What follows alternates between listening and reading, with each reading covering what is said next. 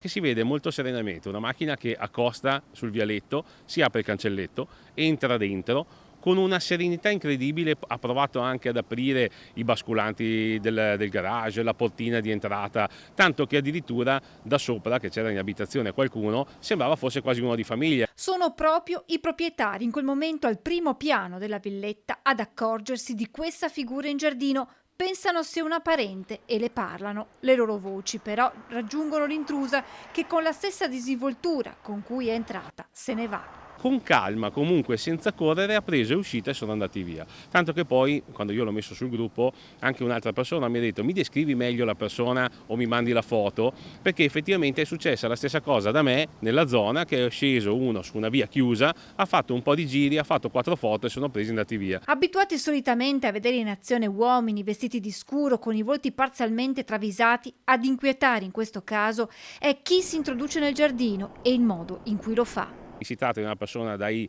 60-65, brizzolata, vestita anche normalmente bene, quindi non con vestiti particolari che possono richiamare a qualche particolare cosa, e con una serenità, come se fosse la classica nonna che mi entra dentro in giardino con tranquillità. Quindi anche secondo me, anche nei vicini, vedere qualcuno che mi entra così, che si apre il cancello, che va in giro, non desta sospetto, perché non c'è una cosa furtiva, è proprio la luce del sole. Quindi potrebbe essere un nuovo modus operandi dei malviventi? Io ho il timore sì grave, perché ormai loro sanno, è trita e ritrita, che il rischio è praticamente zero ormai, soprattutto in una situazione del genere quasi non c'è frazione, no? Perché il cancello era aperto, quindi uno può anche dire sì ho sbagliato. Una nuova frontiera dei ladri per passare inosservati o per studiare le abitudini dei proprietari per tornare a colpire nel momento più opportuno. Christian Demma invita dunque i cittadini a mantenere alta l'attenzione. Intanto, oltre a quello dei furti, Demma è impegnato anche sul fronte baby gang. Di questo parlerà nelle prossime ore in un incontro con l'assessora regionale alle politiche sociali Paola Roma.